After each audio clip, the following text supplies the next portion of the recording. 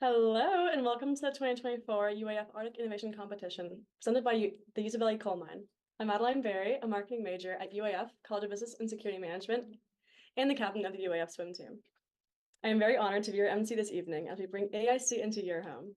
We appreciate all the creative ideas submitted to AIC. However, after a preliminary screening round, only 10 submissions have made it to the main division semifinals for ages 18 and over.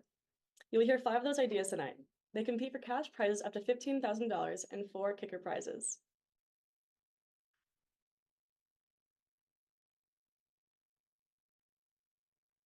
Okay. We have an expert panel of judges joining us today, and I have the distinct pleasure of welcoming Jack Wilbur, the 2024 Main Division's Judges Chair from Design Alaska, John Bittner of Alaska Small Business Development Center, Jim Cully, representing Matt McKinley Bank, Brian Holst, joining us from the Juneau Economic Development Council, Justin Seavey, representing our presenting sponsor, Usability Coal Mine, and the UAF MBA graduate, David Sandberg from Respect Engineering and also a UAF alumni, and then Jessica Taft from GCI. The UAF Arctic Innovation Competition awards over $45,000 in cash prizes and awards, and it could not have happened without the generous support of our many sponsors, including our presenting sponsor, Usability Coal Mine. You are all invited to the Westmark Fairbanks Hotel at 1 p.m. on Saturday, April 20th for food, door prizes, and the final round of presentations. Since 2009, AIC's founding sponsors have supported our innovation and economic development mission. These include AEDC, Design Alaska, Doi Unlimited, FEDC, Kinross Alaska, JEDC, and Northern Bank. The Alaska 529 supports Cub and Junior divisions. They provide 7 education-free saving plan scholarships at $2,000 each. The Classroom of the Future Award will go to one K-12 teacher who incorporates AIC in their classroom and will be announced at the finals and award ceremony. Kicker prizes are supported by the Educational Legacy Fund, Alaska NSF EBSCOR, Matt McKinley Bank, and Respect. Competitors are also eligible for kickers in the top 4 cash prizes. Do you want to vote for your favorite ideas? Fan favorite voting allows you to select your favorite idea in each division. The recipients will receive $100 in a very unique Lego trophy. Thank you to Chris Perrock Allstate for sponsoring this award. Now please cast your votes once daily, starting Saturday the 13th and ending at noon Friday the 19th.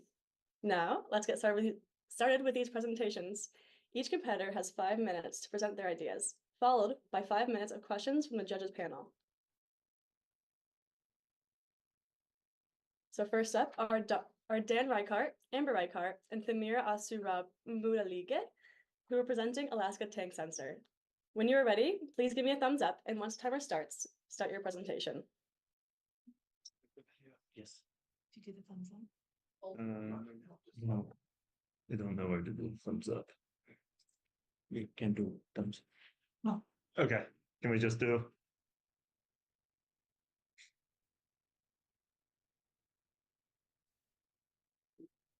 We don't say the timer. Yeah, I'm not sure what I'm doing right here. Why don't you get something in the chat and just yeah.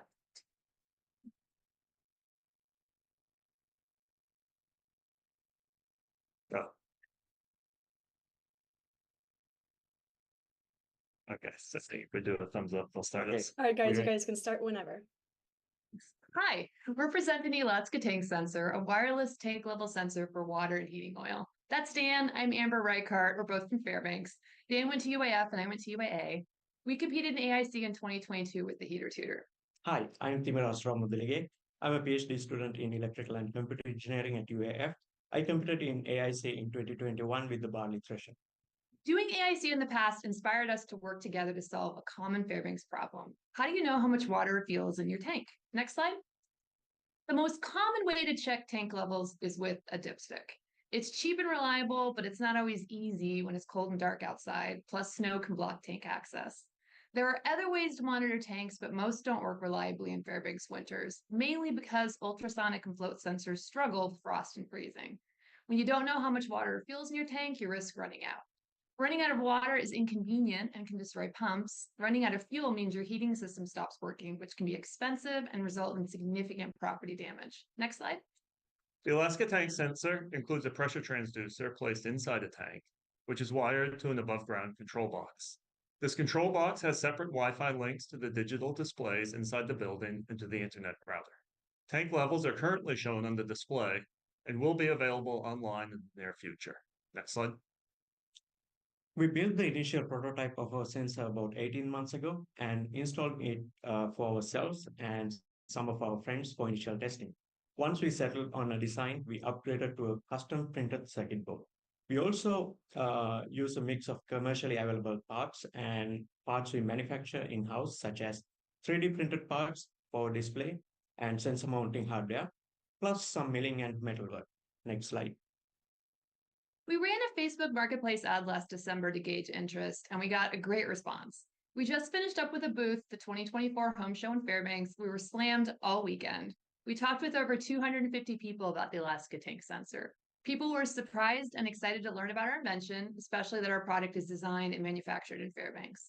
We also connected with a number of potential commercial customers, opening up some interesting possibilities.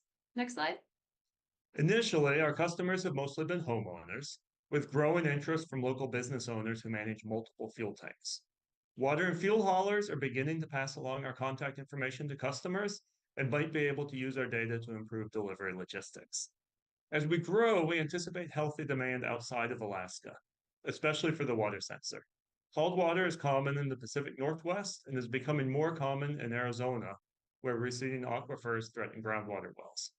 Also, a customer recently explained to us that there may be a market in Hawaii where many households collect rainwater, and we see potential for some demand in the agriculture sector. Next slide. Currently, we provide real-time tank levels on an indoor display. We also upload tank level data to a cloud database, intending to provide customers remote data. We are developing a web portal and mobile app for this purpose. In the future, we're very interested in providing our customers with automatic notifications for both low levels and unusual fluid losses, like leaking toilets or fuel theft. Eventually, we will integrate AI tools to assist with some of these notifications. Next slide. Our goal for this year is continue residential installations and building strong relationships with our customers. Our next project is getting the web portal out so customers can check their tank levels remotely. In 2025, our focus will be on expanding our partnerships with local businesses like water and fuel haulers, increased commercial installations, and a phone app with notifications. In 2026, we're hoping to develop a self-install retail package, which will allow us to start selling our sensor out of state. Next slide. So we have a good idea and have turned it into a good product, which is a good start. Looking forward, we've identified some key attributes which point this to being a viable business. First, customer response demonstrates a significant unmet need for tank monitoring. People in Fairbanks are excited about our product. Second, by keeping development in-house, we are well positioned to react to customer feedback. Our small team has the background necessary to continue refining our product. Lastly, both our market and our manufacturing approach is scalable. Local demand appears adequate to support our initial growth, and as our capacity increases, we've already identified future markets. Next slide. Thank you for giving us the opportunity to present the Alaska tank sensor. As we like to joke, our competition is a stick. Thank you. Thank you. Thank you.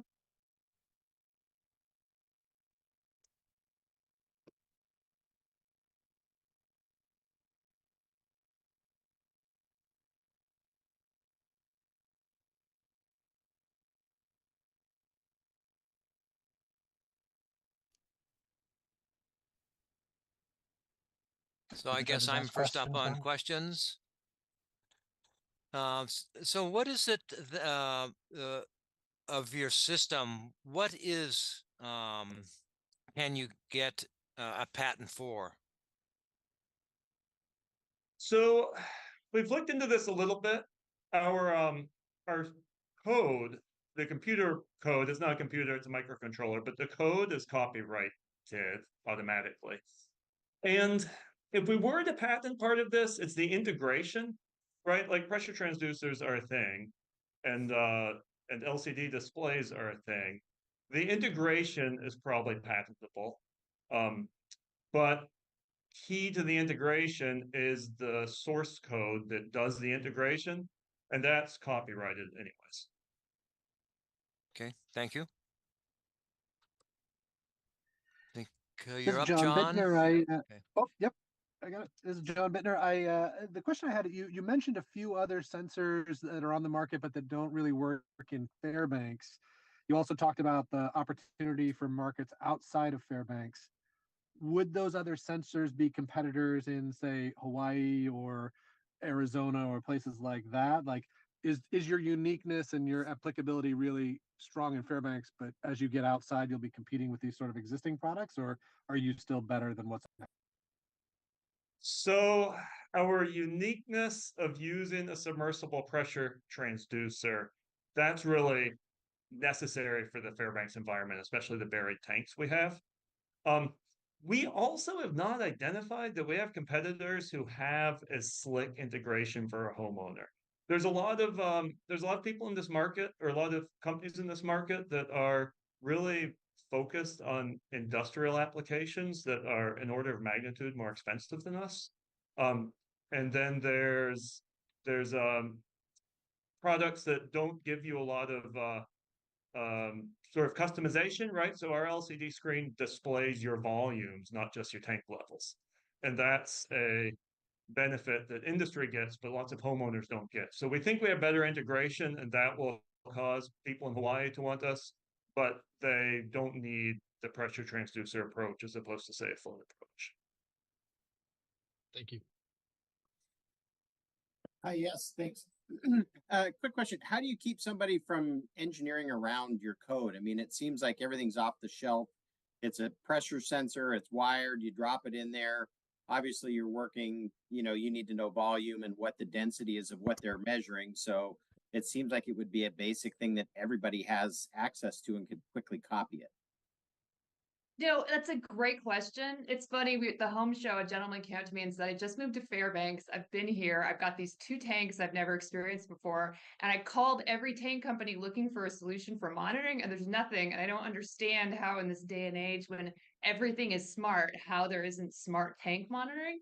It's a great point, but there just aren't many solutions out there, especially solutions that specifically work for Fairbanks, but there aren't solutions that give you this detailed data and the access to manipulate that data and use it. The solutions out there are very simple. They'll tell you your tank's at 25%. They're just very basic. And let me add this too also. We've done a lot of testing also during past 18 months. It's to come to that point, it's also very critical because we had a lot of failures. We done some other sensors and we failed a lot of sensors, and then finally come to this point. I think that knowledge also put some value to our company. So we have a head start, but we got to keep running. People could be chasing us. All right, that's all I had. I got a question. This is David. Two things actually. How durable is this? How would you deal with replacement parts? That sort of thing. And then the second is power consumption. How often is this pinging, and how is that energy delivered? So I can mention durability, and Timur can talk about power consumption. Our control box and our screen are durable. We expect those to last a long time. You can't freeze pressure transducers. The one we use on the fuel, you actually can freeze, but the water pressure transducer, if it freezes, it's done. It's not the most expensive part of this, so we can replace those pretty easily. But that's an issue. And power use? And we use very low power components, and usually our sensor unit consumes about less than 50 milliamps, and our display unit consumes about little more than that, but below 100 milliamps. And when we send in data, we use Wi-Fi, so that would we only ping at 10 minutes to cloud, but we ping about 2 seconds every to the display. People are interested in using this off grid, and we aren't there yet, but with power use, it probably could be done. All right, guys. Thank you. That is time. So our second presenters this evening are Abe Camp and Andrea Chinche, who explain the idea of hockey shoulder pad bracers. Once you see your slides, please give me a thumbs up to start the timer.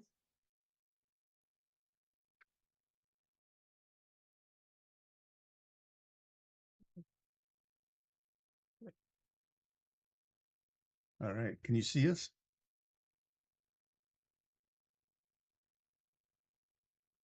Can we see that?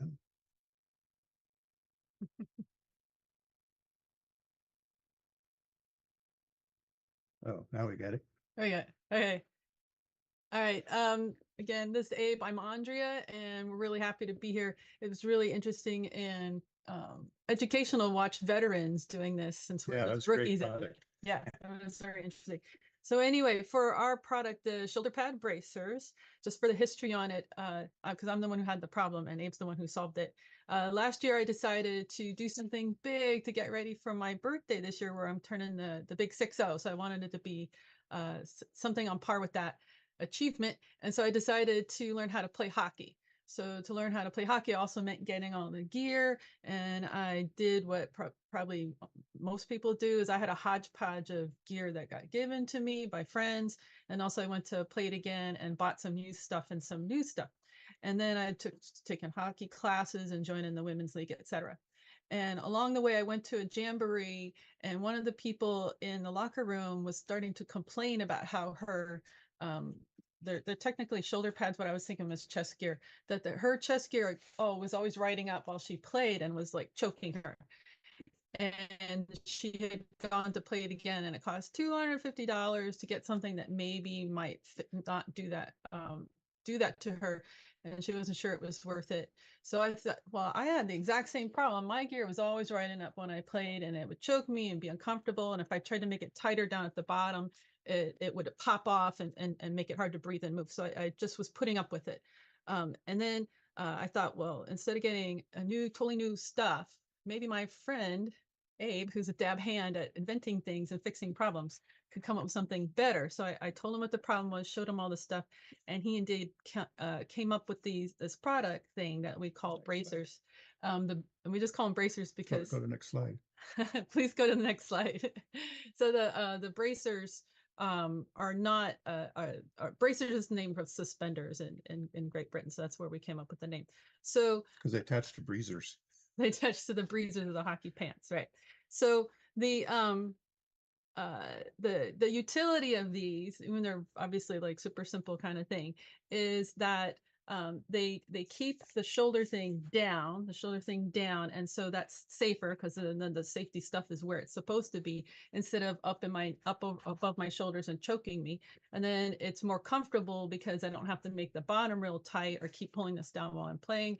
And then also it lets me breathe better because everything's more comfortably fit and not squeezing me around the rib cage. So presumably performance is better if you can breathe better. So when he made these, I had a small wish list, and Abe was able to come up with something that met the whole wish list. So I wanted something small and easy to use. These are small and easy to use. I wanted it to be familiar to use, and this is just the hook and loop, the Velcro, the hook and loop. So it's just like all the other stuff we're putting on at the same time. It's very secure. It hasn't popped off a single time the whole time tournament and playing and everything. It's very adjustable, so you can find exactly the way it fits. It's washable. Obviously, it's durable as the rest of the other stuff. And also, I asked that any solution he came up with not permanently modify any of the other gear in case I wanted to pass it on or turn it in, etc. And this does job wonderfully. So it meets the needs, safety, comfort, and performance. And the other thing about the gear is because it's so adjustable and because it works with so many different types of tops and bottoms, because they attach between the breezer pants and the chest shoulder gear, is that it could be used for anybody of any age or size or shape or gender, or it doesn't matter what position they play or what style they play or where they play, whether it's a beer league or old timers league or youth league. So I get to talk. He wants to talk to.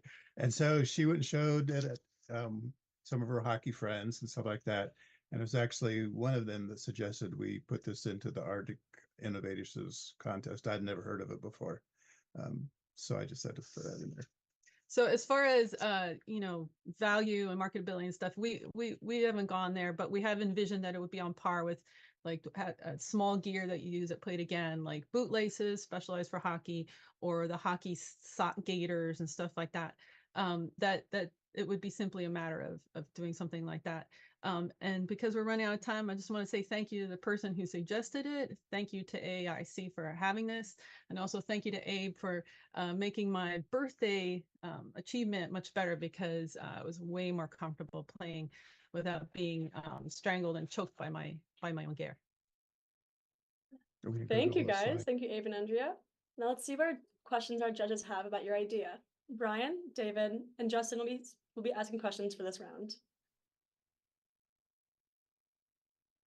Not much to ask.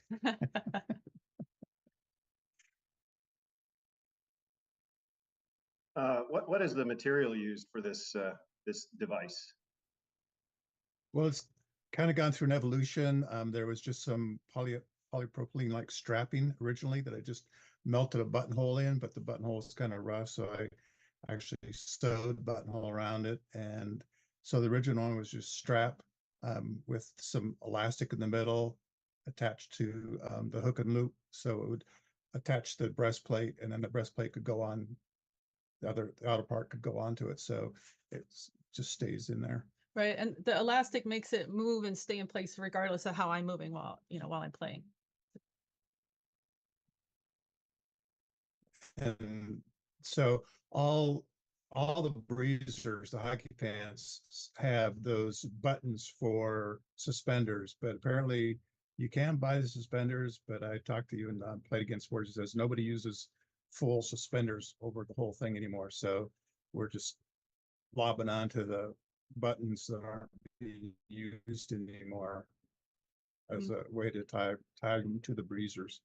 So presumably it also, the reason for suspenders in the past was to keep your pants up. Well, my pants stay up just fine, but for other people, if they don't have that capacity, the same bracers that we have would simultaneously help keep the pants up as well as keeping this down. Again, making everything customizable with whatever gear you happen to, come up with or have, instead of being able to afford totally customized gear.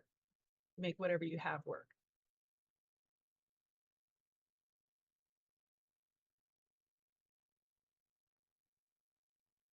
Is it my turn? Anybody else? Well, so I think this is an interesting idea, and I applaud you for learning how to play hockey so late in life, because frankly, I can't even skate. So I applaud you for that. And I like how it's very modular and customizable. Is there any opportunity to maybe integrate this with the equipment, like to talk to the manufacturers and have them integrate this into their equipment and make it fit with other kinds of gear? Or is that kind of like is that a threat to the idea? Like, could CCM add this to their pads and eliminate the need for this extra strap? I suppose that they could just add it on. It would have to do what the bracers do. It would still have to be as customizable. So the idea, part of what's cool about these is that whatever equipment you end up with or get or accumulate, you can adjust it and customize it safe and comfortable and all that.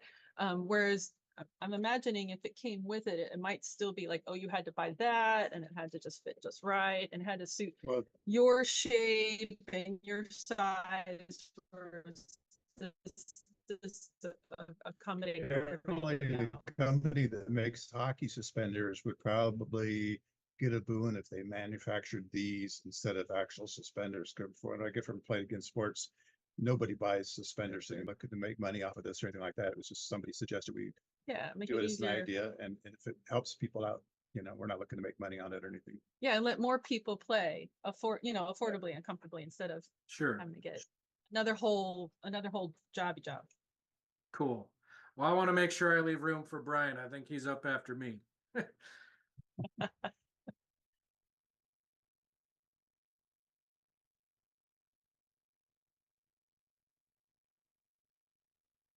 I'm not seeing that Brian is unmuting, so this is open to any judges if you guys have any questions.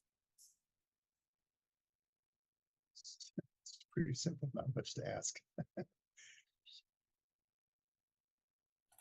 I'll jump in and just ask a question. I know you mentioned, so first of all, I also want to applaud you for taking up hockey. Good job and well done and very nice job there.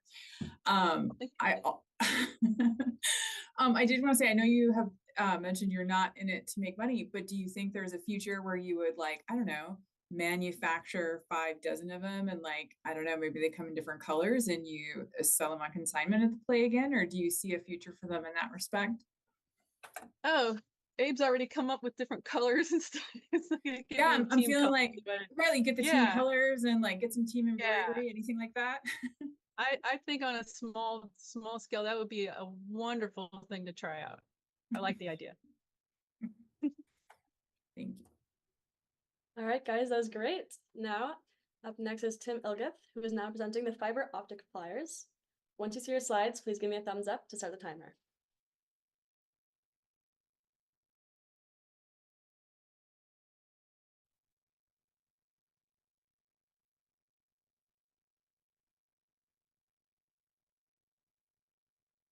All right, hope everybody can hear me okay.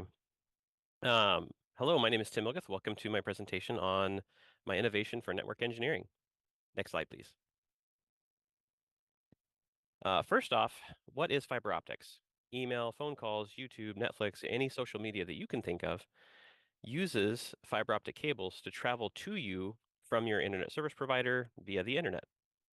The fiber optic cables are fragile because they contain glass fibers about the diameter of a human hair, slightly larger. The optical light that travels through it is converted from an electrical signal by an SFP transceiver. Next slide, please. All right. Now, if all cabling was done perfectly, like I like to do it, like was shown on the far right picture here, it would be much easier to find change cables and SFPs. However, despite best intentions and efforts, we usually end up finding at least some network closet somewhere in real life that looks like this center picture. Now, as a network engineer or a systems administrator or IT staff, you'll need to periodically replace or upgrade or remove these fiber cables and SFPs. Now, these fiber optic cables are fragile. It cannot be bent too far or crushed, or the consumer will lose their internet connection. Even the most dexterous can be challenged in situations where this can be very, very difficult. So sometimes we'll use a tool like needle nose pliers to reach those hard to reach spots. But that comes with its own risks, as those pliers can cut or crush the fragile fibers when the pliers slip. So we need a specialized tool. Next slide, please. The design I settled on, The world of fiber optics, go ahead. The world of fiber optics has a list of specialized tools like scanners, splicers, and tracers. But for the everyday issue of replacing cables and SFPs, all we have is needle nose pliers. When I was first starting out in network engineering several years ago, I asked around if there was a tool that could address this issue better, but I kept getting the same story. Just use needle nose pliers and be really careful. This gave me an idea that I could design a specialized tool to address this everyday problem that I faced as a network engineer.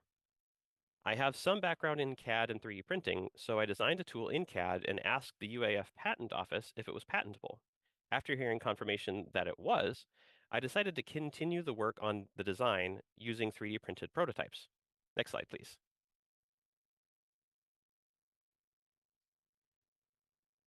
Okay, there's a video, but if the videos play, the presentation turns into like a 7-minute presentation, so no video, please. The design I settled on is shown here in the purple and gray CAD drawings with the green check mark on them. After about 3 iterations of testing, I came up with the design and features as you see here. An SFP hook, a wide blunt tip, allows you to reach SFPs even in the most crowded of cable network racks. And a wide nose to grip cables or to grip transceivers, cables, or different types of cables without pinching them. Next slide, please.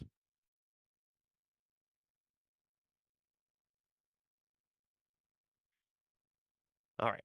Additional features are a wide gap in the jaws so that you can't pinch or cut cables, even in the most crowded racks, overlapping other cables.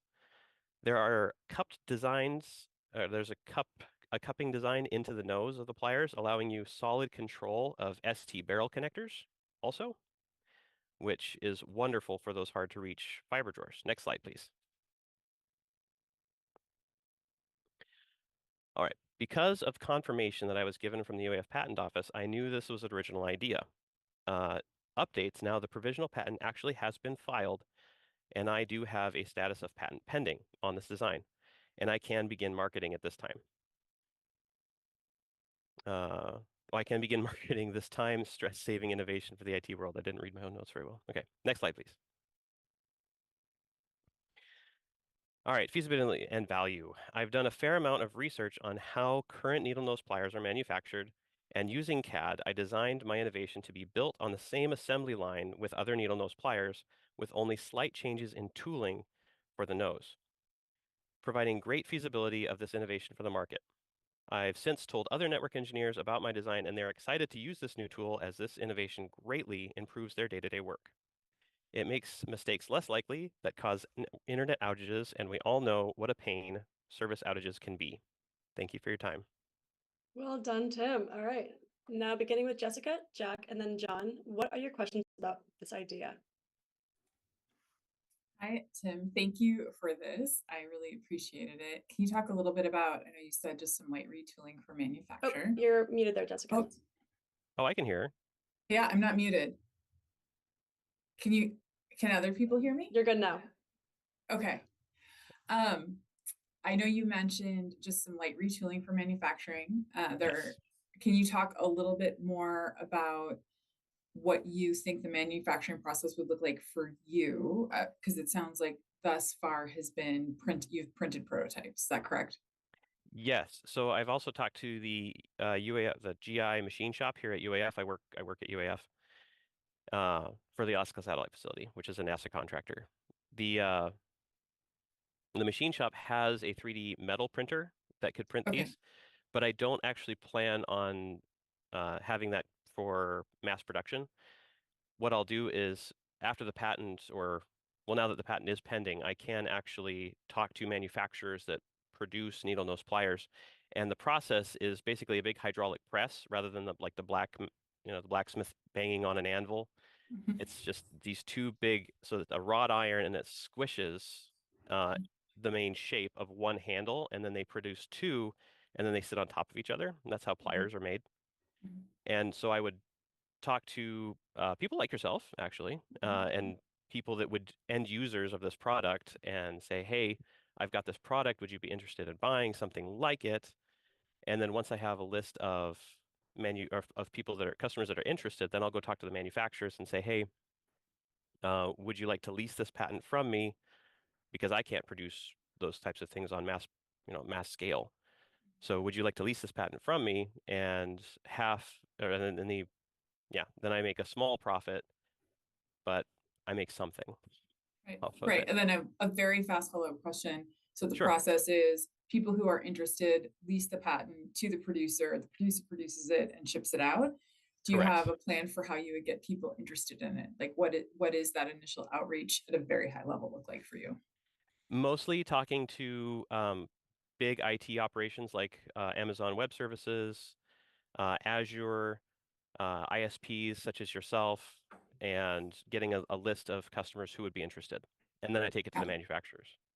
Got it. Thank you so much. I appreciate it. Yeah, of course.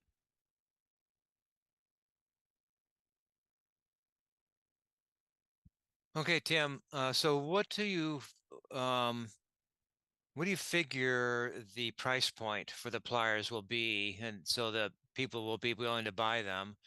And then how many pliers would you have to have a manufacturer make in order to get down to that price point? Because it can be produced on an assembly line similar to current needle nose pliers, it would be priced similar to other needle nose pliers, slightly more because it's a specialized unit. And as far as getting to a certain price point, that would be that would be more of a manufacturer's question. I don't know. But yes, I think they could easily get there with their production because of the minimal tooling changes. The only tooling changes that they would need to make via or versus a regular needle nose pliers, which there's lots of specialized needle nose pliers out there, by the way. They sell for about $20 a piece, and all you do is just change the nose slightly. There's different grinding actions that you'll do to change the shape of the nose, and that's really all the changes that you'd have to make on for my invention. If that answers your question. Well, maybe one thing is you're not going to be selling the pliers. You're going to rely solely on the manufacturer to sell the pliers. So you've got to convince them that if they make 10,000 of these pliers, they're going to be able to sell all 10,000 somehow. And that's the point of reaching out to end users to build a customer list. Yes. Okay. Thank you. Hi there, this is John with SBDC. So I guess my question is kind of in the same vein as Jack's, a little in that, are you familiar with what the process is for getting into the procurement of some of the larger telecommunications companies, the larger scale, like folks that would maybe be able to buy these in larger bulk, or are you thinking it's more individual sole users? So that's a great question. So I've actually talked to Jade at the SBDC, and I have a meeting with her tomorrow about how that works and how to do it. So Well, that's excellent. Yes, yes. So thank you for that that service. I'm excited to be part of the SBDC. Awesome. Thank you very much.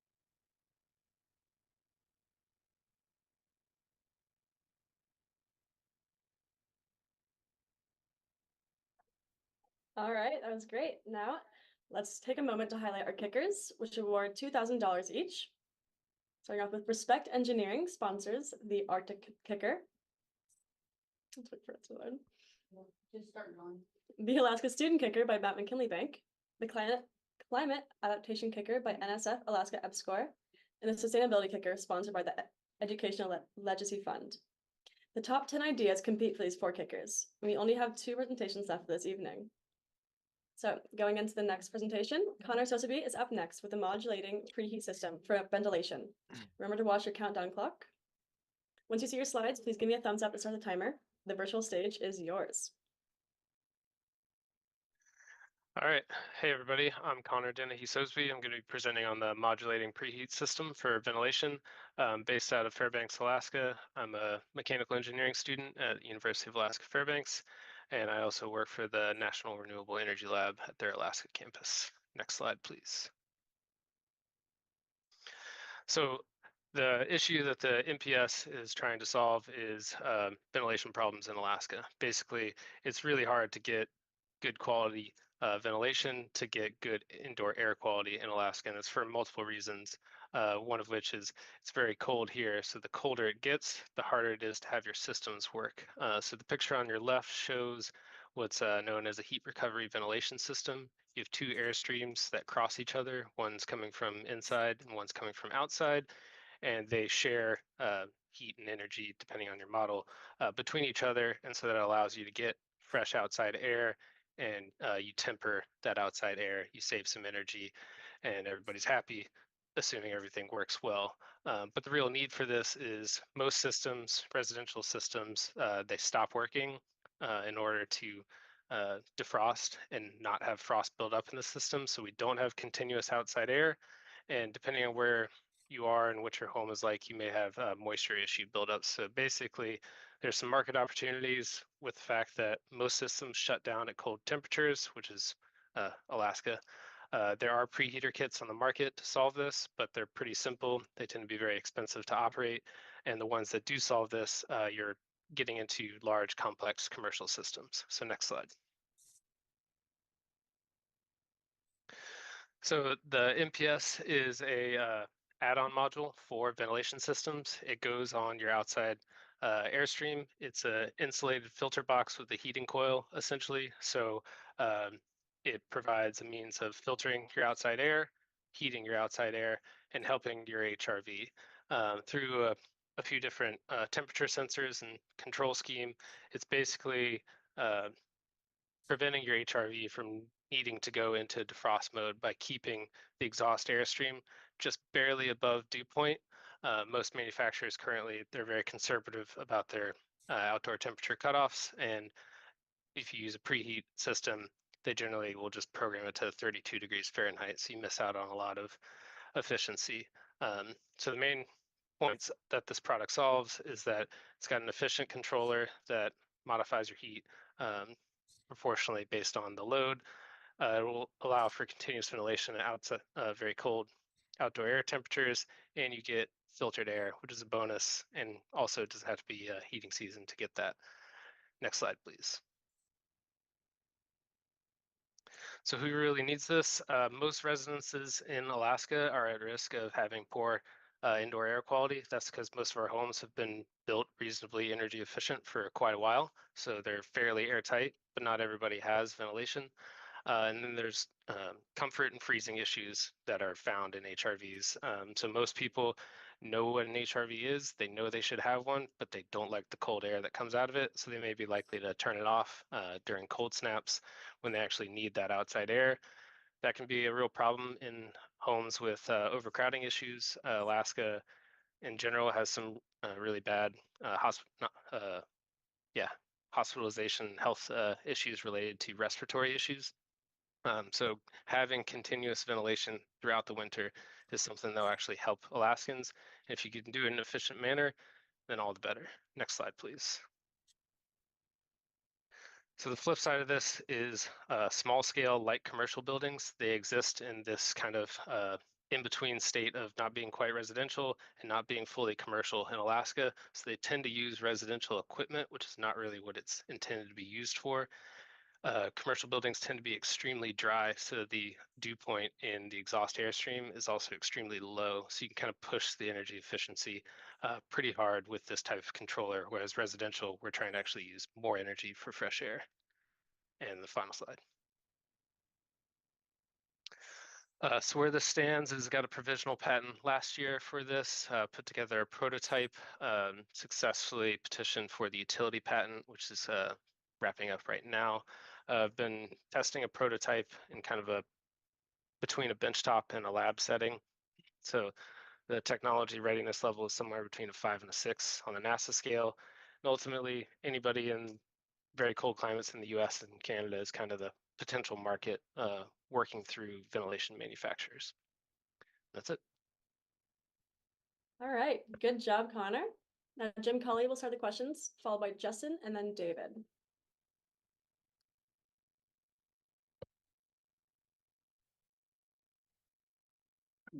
There we go. All right. So hey, a quick question. So I noticed this. It looks like it's going from the outside air and then it heats and filters in front of your HVAC system. And I've always been told that you should have filters on the back side, not on the front side. So you're not having your system suck through it. You actually want it pushing through. Is that, I mean, can you put it someplace? You obviously want the heat on the front end. So it seems like you don't want to filter it at that point. You want to do it afterwards. Well, filtering it beforehand does two things. One, it protects the heating coil, and two, if you're in a non-heating mode, you're not using the heating coil, you're still able to filter your outside air. Most HRV systems, when they go into recirculation mode, they stop bringing in the outside air. So that's why the filters are on this side.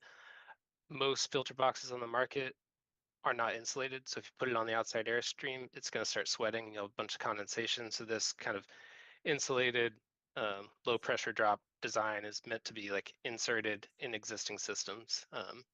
So there's merits of putting it on either side, but the angle that this is taking, it needs to be on the outside airstream. Okay, Justin, all you. So I'm curious to know, you mentioned that you have a prototype, and you said the heating coil can be electric or hydronic. So you can either run an electrical line to it, or you can run it off of like an existing hot water baseboard system if you plumbed it in. Is that correct? Yeah, so the prototype I have is what I had available was to make an electric resistance version. That really only pencils out for somebody who's got fairly inexpensive electricity, but still has these cold climate issues, which is probably a Canadian market. For us, most people have hydronic heating systems, so having a hydronic mod like version, I think, is critical to having success in Alaska. And ideally, the next version of this controller, or where it would go, is like a user kind of starts it up and lets it know what it kind of system it's working with, or maybe it's two separate versions. That's kind of. Have you been able to install your prototype on a house or a building and test it out yet? Not yet. It's currently in a building that's has like simulated occupancy, so the relative humidity is kind of kept at a steady state. Ideally, I'll install it in my house next, but at this point, winter's basically over, so spend most of the summer kind of preparing the next version of it to get ready for more demonstrations. Yeah. Okay, cool. Thank you.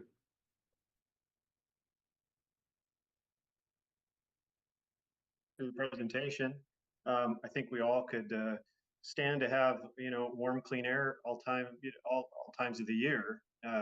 So I was kind of wanting to, maybe you could expand a bit more on how this could help, like when we're with high particulates during the summer months. That's my first question. I got a second one part of that too. And so if you were to use it year round, how does that work when you're switching it on? How does it know when to turn on? And how do you get in there to clean it, that sort of thing? Yeah, so it would be able to provide kind of year-round filtration. So based on the need for a call for heat, if you're in like summer or warmer months, the heater is continuously reading whether it needs to be turned on or not. You would never reach a scenario where it needs to turn on in the summer. So the air is still being pulled through it by your ventilation system, so it would still be filtered. As far as accessing it, those filters would have like a filter door like you would see on conventional systems. So you'd still be able to pull those out, replace those, reach the heating coil to clean that off if you were needing to do that. Great.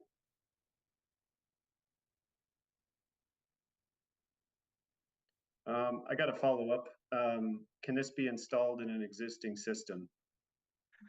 Ideally, yes. That's kind of what I was hoping to come across with a fairly compact design, somewhere in between 24 and 30 inches is where I've been shooting for, but trying to have these optimized ends to create better airflow, because most people, if they have existing ductwork, they're likely not going to change that. So you don't want to introduce something to their system that's going to prevent the original system from working well.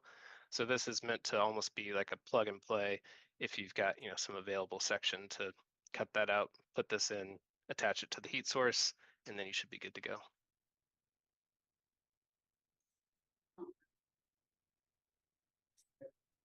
All right, very well done. Now our last competitor this evening is Bob Maroc, who is showcasing the EV wind charging generator. Bob, please ensure that you can see your slides and give us a thumbs up to start your presentation.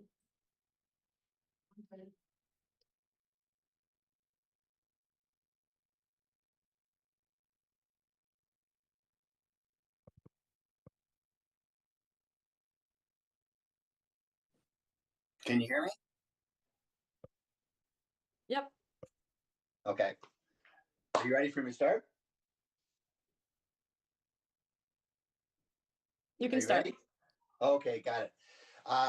Good evening, everybody. Great ideas that you guys are all having here. Wi-Fi is a great thing. I'm sitting in Arizona. David's in Ukiaba. The rest of you are in the middle of Alaska there or whatever. Kind of cool that we're able to do this. Loved all those other inventions that you guys had. My idea, I'm a retired special ed elementary teacher. I'm not an inventor. I'm not an engineer. But I had this idea, and when I got the email from Arctic Innovation, it was shortly after I came up with this idea. And my brother was an eccentric inventor. He had several patents, and he just never got anything onto the market or whatever. So I kind of decided to enter this in his honor. So here we go. Go ahead and change slides. All right, this was my inspiration. My wife and I, in February, we were driving through California, And we saw a lot of the electric vehicles and also a lot of the wind turbines that were producing this. So the idea of harnessing this wind came, and I thought, why not put a mini wind turbine on the roof of a car and benefit from some of the wind produced while driving down the road? The lower 48 has been building the extensive system of charging stations, but some areas are limited. And for example, Fairbanks has only one charging station at Golden Valley Electric Association. My idea would not create a perpetual motion machine, but it should assist in going longer distances between charging stations. Next slide.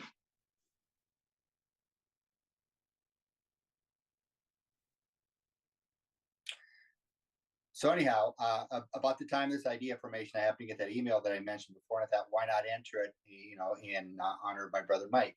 So I figured all I needed to do was present the concept and see where it went, and ended up in the semifinals. And so I thought I'd go ahead and ask my kids how to do a slide deck, and I didn't even know what that was at the time that they contacted me on that. So anyhow, so here we go. I got this slide deck, started looking around my house for some ideas that could, or some things that could turn my idea into something hands-on. Next slide. So I knew that I needed some form of a generator to attach to the wind turbine to be able to transfer that electricity to a vehicle battery.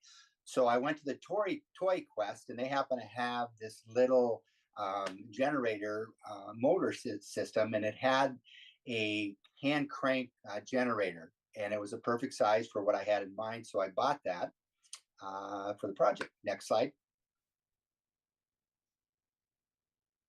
So after creating the exterior housing, I just got some 4-inch PVC pipe, and I needed to create the wind fins. So I used a dowel that I found in the garage, cut some grooves on the table saw.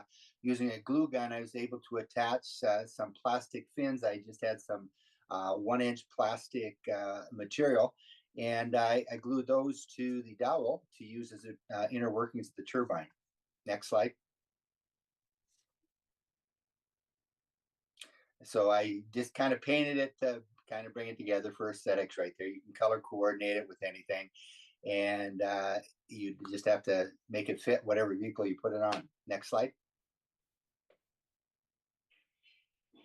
So I disassembled that hand generator, removed the crank system, which allowed for simply attaching the housing and then the rotor and stator assembly to one end of the dowel that had the fins on it that was going to be the turbine. I then inserted a bolt on the other end of the cap to serve as a rotation point for the other end of the dowel. Next slide. So then I just used some PVC pipe to kind of put all the pieces together. Next slide. So there is the final prototype for mounting the visual of what I came up with. I've got it on top of the car there. You have to experiment with different placement on a vehicle. And one idea that I just had tonight, as I was getting ready for this, that might reduce some of the wind drag, is putting it right on the grill. You already have the wind slamming right into the grill, so it wouldn't probably reduce any of the extra energy that you're getting by putting it there. But you can experiment front, back, sides of the car, different things like that. Next slide. Okay, in this one, this is just what I did. I took a fan and just kind of shows you with the wind blowing on it. That's what's happening with it. That's just kind of the idea of what it is. And as that's turning, it's getting energy to that generator that's on the end. And you can see the little light bulb is on. Those wires would eventually just go on down to the battery of the vehicle. Go ahead, next slide. All right, good job, Bob. Now, are you ready Okay. to answer the judges' questions about the EV wind charging generator? Okay, go ahead.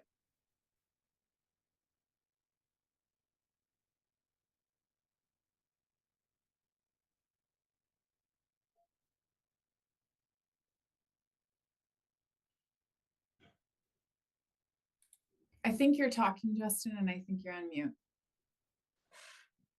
Thank you very much. Somebody had to do it tonight. I guess I got picked. So I'm curious to know if you've done any measurements on this. You showed the video with the fan, and I know that was more just a demonstration, but have you spent any time measuring, what kind of power recovery you might be able to get off of this for a given wind speed?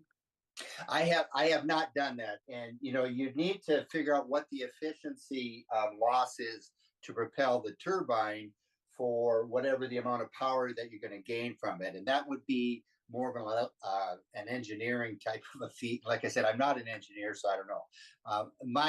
If I were to go further with this thing, I'd have to find some engineers that could work on that type of a question there. Okay. So, Okay. and one of the other things that I thought of also is with that, I did it out of PVC pipe. Possibly instead of having the solid round inside of that, is cutting out the back so that the airflow is going straight on through.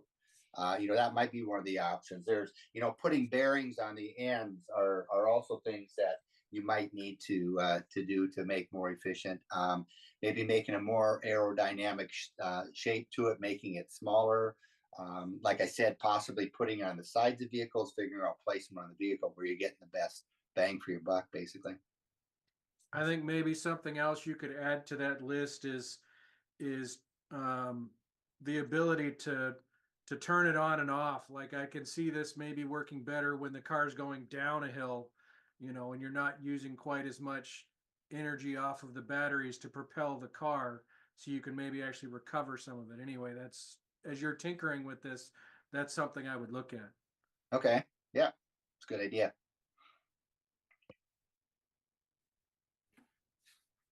Thank you. And thank you for the presentation. That's inspiring. So my question is actually related a little bit to Justin's. It sounds like maybe your next step is that you're going to, reach out to an engineer or an engineering team. What do you think your next few steps are to get this into like a workable prototype that is, achieving the goals you're trying to achieve? To get to a workable prototype, number one, like you said, is just getting to some engineering, and number two, finding a market. I don't know anything about patent searches. I don't know anything about who I would contact.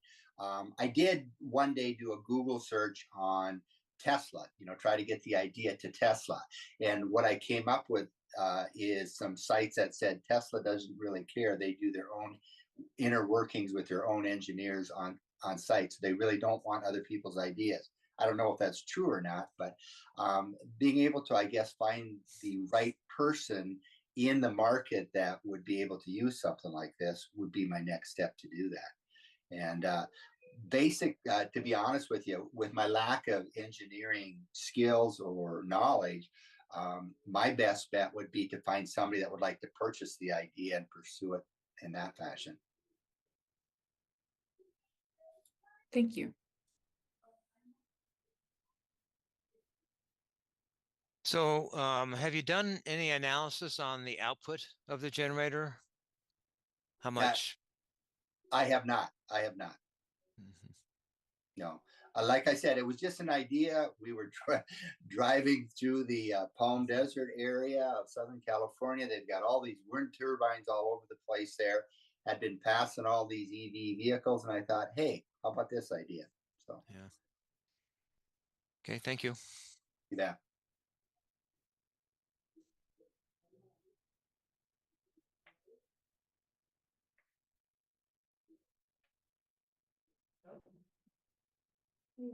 We are open for questions. If any other judges would like to ask, please raise your digital hand.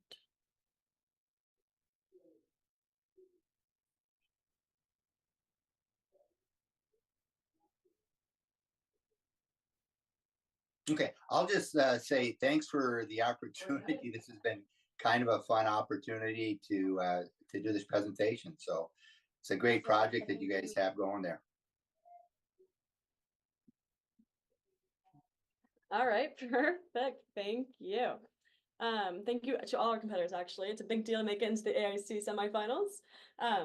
We truly appreciate all the hard work and creativity you've put into your ideas, and you've all done such a fabulous job presenting. So please tune in tomorrow evening at the same time in the same place for your next 5 presentations. And don't forget to vote on your fan favorite idea once per day before the finals and award ceremony. Thank you, and good night, everyone.